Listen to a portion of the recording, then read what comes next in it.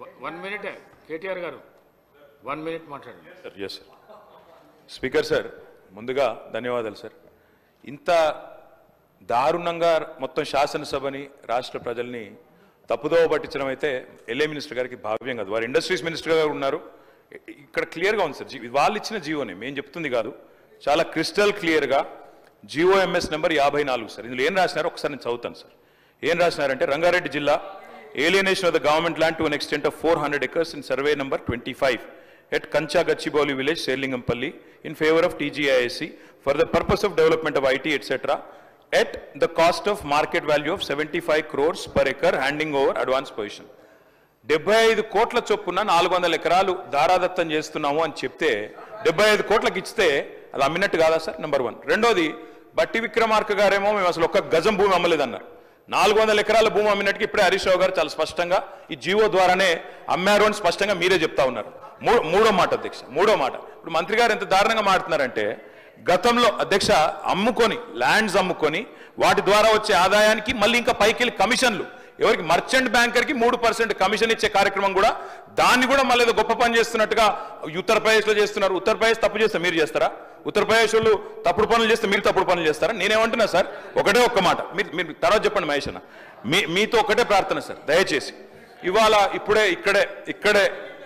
చెప్తా ఉన్నారు, నాకు మిత్రులు వచ్చి మా ఎమ్మెల్యేలు చెప్తా ఉన్నారు, నేను తమరిని రిక్వెస్ట్ చేస్తా ఉన్నా సార్, ఏదో శాసనసభ సమావేశాలు జరుగుతున్న సందర్భంగా నేను మిమ్మల్ని రిక్వెస్ట్ చేస్తా ఉన్నా సార్, ప్రభుత్వాన్ని కూడా కోరుతా ఉన్నా, నిజంగా ఈ ప్రభుత్వానికి చిత్తశుద్ధి ఉంటే, ఈ ప్రభుత్వానికి ఏమైనా ప్రజలకు వాస్తవాలు తెలవాలన్న విషయంలో వారికి ఏమైనా నిజంగానే ధైర్యం ఉంటే, దయచేసి ఈ రేసులో ఏదో కుంభకోణం జరిగిందన్నారు కదా, దాని మీద చర్చ పెట్టండి, మొత్తం సమాధానం చెప్పడానికి నేను సిద్ధంగా ఉన్నానని చెప్పి మీ ద్వారా తెలియజేస్తా ఉన్నా. అధ్యక్ష, ఉత్తరప్రదేశ్లో ఈ రకంగా భూమి అమ్మలేదు అధ్యక్ష, వారిని కరెక్ట్ చేయండి అధ్యక్ష. ఉత్తరప్రదేశ్లో మీరు అమ్మినట్లు 400 ఎకరాల భూమిని TGISకి అమ్మి, ఆ భూమిని మీరు లోన్ తెస్తారా, అమ్మేస్తారా, ఏదో ఒక రకంగా మాకు డబ్బులు చెల్లించమని TGISకి ట్రాన్స్ఫర్ చేసిన మాట వాస్తవం కాదా అడగండి అధ్యక్ష. వేరే రాష్ట్రాన్ని వీళ్ళు ఉదాహరణ తీసుకున్నప్పుడు చాలా స్పష్టంగా తెలుసుకోవాలి అధ్యక్ష, అక్కడ ఇలాంటి ట్రాన్సాక్షన్ జరగలేదు, ఇలాంటి ల్యాండ్స్ అమ్మలేదు అధ్యక్ష. అన్నిటికన్నా ముఖ్యం ఒకటి తెలియజేస్తా ఉన్నా అధ్యక్ష, ఈరోజు డిసెంబర్ 2వ తారీఖు రోజు అధ్యక్ష ముఖ్యమంత్రి గారి ఆఫీస్ నుంచి ఒక ప్రకటన వచ్చింది అధ్యక్ష. వాళ్ళు విడుదల చేసిన ప్రకటన ప్రకారం డిసెంబర్ 2 2024 రోజు ముఖ్యమంత్రి గారి ఆఫీస్ నుంచి ప్రకటన వచ్చింది అధ్యక్ష. డిసెంబర్ 23 నుంచి 24 నవంబర్ నెలాఖరు వరకు రాష్ట్ర ప్రభుత్వం తీసుకున్న అప్పు కేవలం 52,118 కోట్లు అని చెప్పింది అధ్యక్ష. మరోవైపేమో బట్టి విక్రమార్క గారు 1,27,000 కోట్లు తీసుకున్నట్టు వారు సభలో చెప్పింది అధ్యక్ష. మరి ఏది వాస్తవమో ప్రజానికానికి తెలియాలి అధ్యక్ష. ఈ రకంగా ఒకవైపు 64,000 కోట్లు అని చెప్పేసి ముఖ్యమంత్రి గారు చెప్పడము, మరి అదేవిధంగా ఉప ముఖ్యమంత్రి గారు లేదు 1,27,000 కోట్లు మేము అప్పు తీసుకున్నామని చెప్పడము, ఈ రకంగా ద్వంద్వ స్టేట్మెంట్స్ రావడం వల్ల రాష్ట్ర ప్రజానీకాన్ని తప్పుదో పట్టిస్తున్నట్టు చాలా స్పష్టంగా తెలుస్తుంది అధ్యక్ష. అంతే కదా అధ్యక్ష, ఇప్పుడు ఈ రాష్ట్రంలో ఏ అప్పు తీసుకున్నా, ఏ రాష్ట్రంలో అప్పు తీసుకున్నా ఒక చట్టం ఉంటుందా, FRBM చట్టం ఉంటుంది కదా అధ్యక్ష. ఈ చట్టాలను ఉల్లంఘిస్తూ ఇష్టానుసారంగా మీరు అప్పులు చేసి, ఇష్టానుసారంగా మీరు అప్పుల కుప్పగా మార్చి, ఎట్లాగో మేము వచ్చేది లేదు, మేము ఇట్లా గెలిచేది లేదు కాబట్టి ఈ అప్పుల కుప్ప ఇక్కడ పడేసిపోతే వచ్చినోడు ఏమన్నా సావని అన్నట్టుగా, మాకు దొరికిన కాడికి దొరికినట్లు అన్నట్టుగా వీళ్ళు అప్పులు తీసుకొస్తున్నారు కదా. మరి వీరికి FRBM చట్టం వీరికి పరిధిలోకి రాదా?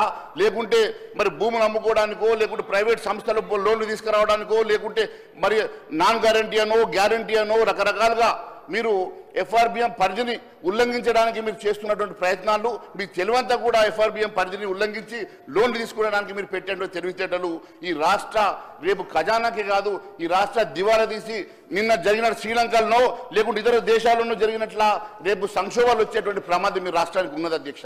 ఈ రాష్ట్రము ఒక తెలంగాణ రాష్ట్రం వచ్చినప్పుడు ధనిక రాష్ట్రం అని చెప్పుకున్నటువంటి రాష్ట్రం ఈరోజు అప్పుల కుప్పగా మారి, మరి వారు 7 లక్షల కోట్లు చేసినరా, మీరు ఇంకొకరు 7 లక్షల కోట్లు చేస్తారా, 10 లక్షల కోట్లు చేస్తారా? ఈ రాష్ట్రం మొత్తం కూడా అప్పుల ఊబిలో ఊరుకొని పోతే రేపు జరిగేటువంటి భావి తరాలకి రాష్ట్రం ఒక అప్పుల కుప్పగా ఉండి వరుసలు పోయేటువంటి ప్రమాదం ఉంది అధ్యక్ష. రేపు నిన్న జరిగినటువంటి శ్రీలంకనో లేకుంటే ఇంకొక వేరే దేశాల్లో జరిగినట్టుగా మన రాష్ట్రంలో కూడా అలాంటి మరి ప్రమాదం జరగకుండా నేను ముందు తెలియజేస్తా ఉన్నాను అధ్యక్ష. ఇది మంచి పద్ధతి కాదు. దయచేసి మీరు పరిధి దాటి మీరు అప్పులు చేయకండి. పరిధి దాటి అప్పులు చేసేసి రాష్ట్రాన్ని అప్పుల ఊబిలోకి ముంచకండి. మరి కేవలం గత ప్రభుత్వాలు చేసినాయి కాబట్టి మేము కూడా అలాంటి తోవలు నడుస్తాం, అలాగనే మేము తప్పులు చేస్తాం. అవసరమైతే భూములు తెగ నమ్ముకుంటాం, అవసరమైతే సెక్రటరీలు కూడా అమ్ముకొని మేము ఈ రాష్ట్రానికి అప్పులు తీసుకొస్తామో డబ్బు తీసుకొచ్చి మేము మరి ఏదో ఒక రకంగా మరి ఈ రాష్ట్రాన్ని నడుపుతామంటే నడవదు అధ్యక్ష. మీరు ఇన్ని అప్పులు చేసి కూడా కనీసం మీరు ఇచ్చినటువంటి ఏ ఒక్క సంక్షేమ కార్యక్రమం చేయలేకపోతున్నారు అధ్యక్ష. మీరు ఇచ్చిన 6 గ్యారెంటీలు కూడా అమలు చేయలేకపోతున్నారు అధ్యక్ష. ప్రజలంతా కూడా మీకు ఓటేసి గెలిపిస్తే మీరు 6 గ్యారెంటీలకు చట్టబద్ధ ఇస్తారేమో, మీరు 6 గ్యారెంటీలు అమలు చేస్తారేమో అని చెప్పి ఎదురు చూస్తే ఈరోజు ఒక్క కనీసం చట్టబద్ధ కూడా ఇవ్వలేనటువంటి స్థితిలో ఈరోజు ఈ రాష్ట్ర ప్రభుత్వం ఉన్నదంటే చాలా బాధాకరం అధ్యక్ష. ఏ ఒక్క అమలు కూడా నోచుకున్నటువంటి పరిస్థితిలో, ఏ హామీలు కూడా మీరు అమలు చేయలేని పరిస్థితిలో ఈరోజు కేవలం అప్పుల కుప్పగా మారుస్తున్నారు తప్ప వచ్చినటువంటి బడ్జెట్ని డివేట్ చేస్తూ ఉన్నారు. కేవలం కమిషన్ల కోసం బడ్జెట్ని మీరు కాంట్రాక్టర్లకు మీరు వర్కులు ఇచ్చి కాంట్రాక్టర్లకు మీరు కేవలం మరి వాళ్ళకి ఇచ్చేటువంటి పేమెంట్ల కోసం మాత్రమే పనిచేస్తున్నారు తప్ప, వాళ్ళకి ఇచ్చే కమిషన్ల కోసం పనిచేస్తున్నారు తప్ప వాస్తవంగా ఈ రాష్ట్ర అభివృద్ధి కోసం, ఈ రాష్ట్ర సంక్షేమం కోసం ఏం పనిచేస్తున్నారు బట్టి విక్రమార్క గారు సభకు తెలియాల్సిన అవసరం ఉన్నది అధ్యక్ష. బట్టి విక్రమార్క గారు కేవలం బట్టి విక్రమార్క గారి ఆలోచన అంతా కూడా పెద్ద పెద్ద కాంట్రాక్టర్లకు మీరు ఇప్పటివరకు ఎంతమంది కాంట్రాక్టర్లకు మీరు ఎంతమంది కాంట్రాక్ట్ ఏం సార్ ఇది సార్? నేను మహేశ్వర్ రెడ్డి గారు మీరు చెప్పండి, అప్పులు మంచి ఒక సలహా ఇచ్చిన మధ్యలో ఎక్కువ అప్పులు చేయొద్దని. డిఫరెంట్ ఇన్స్ట్రుమెంట్స్ ద్వారా మన స్టేట్ ఎకానమీకి సంబంధించిన అంశం విషయంలో కొన్ని సందర్భాల్లో అప్పులు తీసుకొస్తారు, కొన్ని సందర్భాల్లో ఎప్పుడైతే ఎమర్జెన్సీ నీడ్లో ఆస్తులు ఎప్పుడైతే అమ్మాల్సి వస్తుందో అది నిరంతర ప్రక్రియ ప్రతి రాష్ట్రంలో కూడా జరుగుతూ ఉంది. నేను కావలిస్తే అన్ని రాష్ట్రాలకు సంబంధించిన నివేదిక అందజేస్తాము.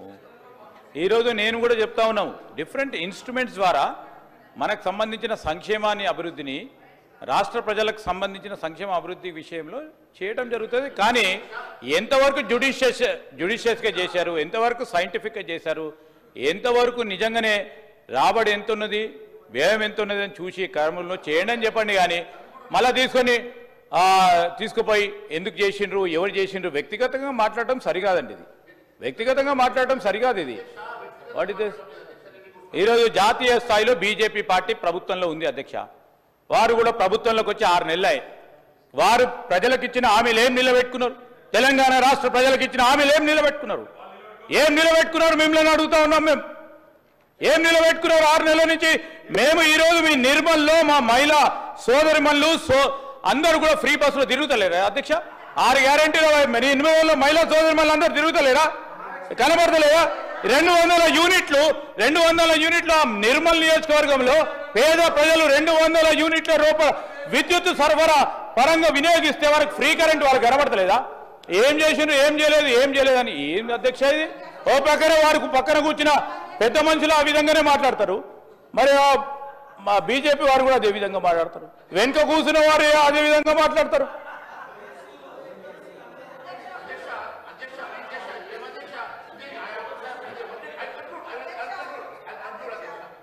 ఒక్క నిమిషం సీతక్కమ్మ.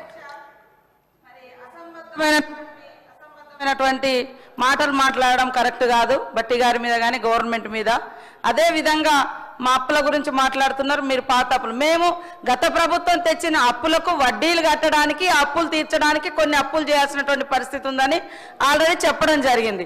అయితే ఈ 10 సంవత్సరాల కాలంలో కేంద్రంలో 120 లక్షల కోట్ల రూపాయల అప్పు చేసిన మాట వాస్తవమా కాదా?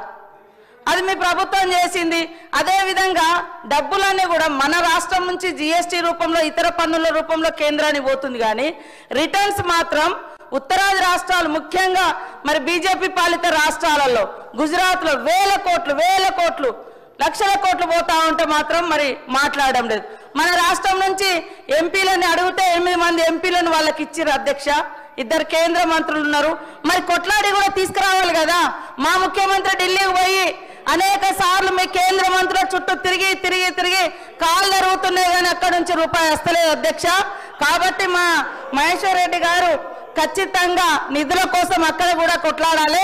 కేంద్రం కూడా అప్పులు తీసుకొచ్చింది. మేము చేసిన అప్పులన్నీ కూడా నిబంధనలకు అనుగుణంగానే ఉన్నాయి. అప్పులకు అప్పులు కట్టడానికే అప్పులు చేయాల్సినటువంటి పరిస్థితి వచ్చింది అధ్యక్ష, అంతకంటే వేరే లేదు.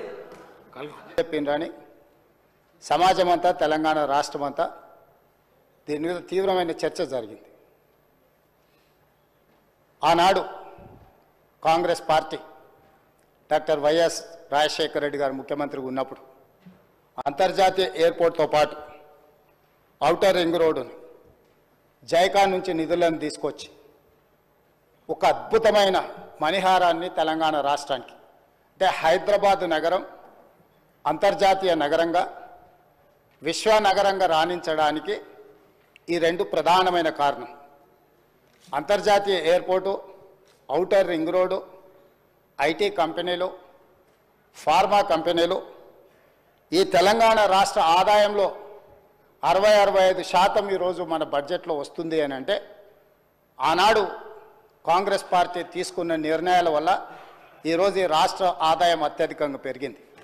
ఇదే కాకుండా ఈ నగరం ప్రజల యొక్క అవసరాలు తీర్చాలి, దాహార్తి తీర్చాలి అని ఆనాడు పీజేఆర్ గారు పదే పదే చేసిన ధర్నాల నేపథ్యంలో కృష్ణానది జలాలను ఫేజ్ 1, ఫేజ్ 2, ఫేజ్ 3 కావచ్చు, గోదావరి నది జలాలను హైదరాబాద్ తాగునీటి దాహార్తిని తీర్చడానికి ఈ హైదరాబాద్ నగరానికి కృష్ణా గోదావరి జలాలను తరలించి ఇక్కడికి వచ్చి నివసించే లక్షలాది మంది ప్రజల యొక్క అవసరాలను, తాగునీటి సమస్యలను పరిష్కరించింది కాంగ్రెస్.